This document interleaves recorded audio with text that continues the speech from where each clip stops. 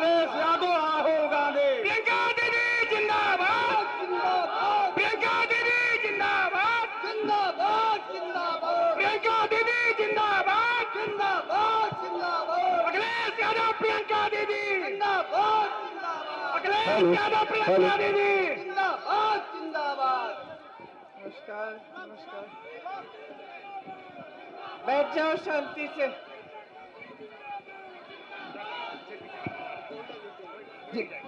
जिंदाबाद जिंदाबाद। हेलो, राहुल गांधी अखिलेश यादव, जिंदाबाद जिंदाबाद, राहुल गांधी प्रियंका गांधी, जिंदाबाद जिंदाबाद कांग्रेस पार्टी समाजवादी। शांत हो जाओ तो मैं बात करूं। आप बैठ जाइए आराम से, जिसको बैठना है बैठ जाए। जब आप बैठ जाएंगे तो मैं बोलूंगी।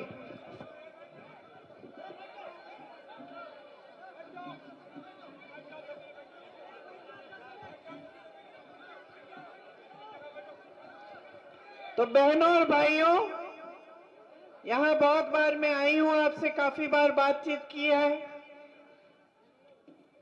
आज आपकी बड़ी बड़ी समस्याएं हैं, महंगाई है, बेरोजगारी है और कई, देखो ध्यान से, कम लोग हो, थोड़े लोग उतरो इस पे से, हल्का है, टूट ना जाए।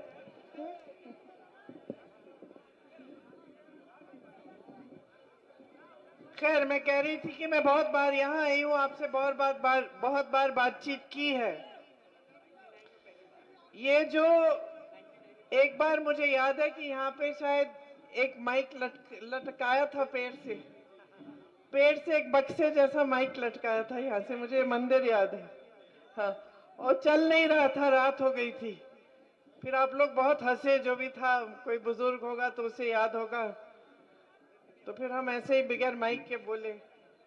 तो बहुत पुराना रिश्ता है आपके साथ, दादी जी का रिश्ता है क्षेत्र के साथ। उससे पहले आपका क्षेत्र तो इतना जागरूक रहा है हमेशा से कि आजादी से पहले भी यहाँ रायबरेली में किसानों का आंदोलन हुआ था। और पहली बार जब मेरा परिवार यहाँ आया तो इसलिए आया क्योंकि मोतीलाल नेहरू जी ने, जो मेरे पर दादा थे, उन्होंने सुना कि यहाँ किसान आंदोलन कर रहे हैं अंग्रेजी साम्राज्य के खिलाफ। तो उन्होंने अपने बेटे जवाहरलाल को भेजा और नेहरू जी यहाँ आए, किसानों के साथ आंदोलन में शामिल हुए और यहीं पे पहली बार गिरफ्तार हुए। तो यह आपकी एक बहुत ऐतिहासिक जागरूकता है। ये क्षेत्र इस देश को हमेशा दिशा दिखाता है। कभी कभी आप नाराज हुए या आपको लगा कि कोई ऐसी नीति है जो आपको ठीक नहीं लगी, तो आपने बड़े बड़े नेताओं को भी हरा दिया। इंदिरा जी जैसी महान हस्ती को आपने एक बार यहाँ रायबरेली से हराया। इंदिरा जी ने आत्मचिंतन किया और 3 साल बाद फिर से आई और आपने फिर उनको जिताया। तो ये है आपकी जागरूकता। भैया, मैं आपको दिख रही हूं तो शांत रहो ना।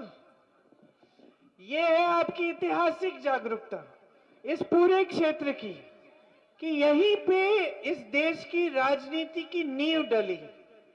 आजादी का आंदोलन शुरू हुआ, बड़े बड़े महापुरुष यहाँ आए, बड़े आंदोलन किए और आजादी के आंदोलन में यहाँ के हर बुजुर्ग ने एक तरह से अपना योगदान दिया।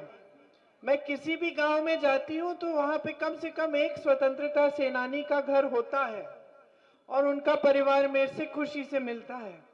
तो ये एक आपका पुराना इतिहास है और मेरा परिवार इस इतिहास से जुड़ा।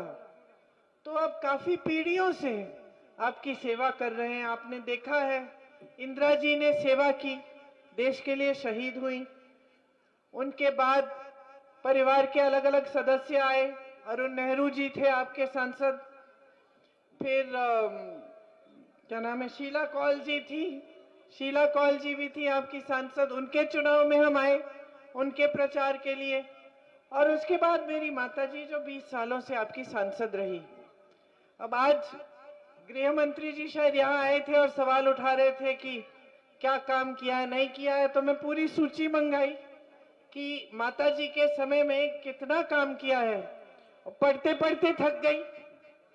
रेल कोच फैक्ट्री, एम्स का अस्पताल, तमाम ये जो बड़ी हाईवे हैं, सड़कें हैं, एनटीपीसी, दादी जी ने आईटीआई लगवाई, तो इतनी सारी चीजें, बड़े बड़े उद्योग, बड़े बड़े हाईवे, ये सब काम हुए यहाँ।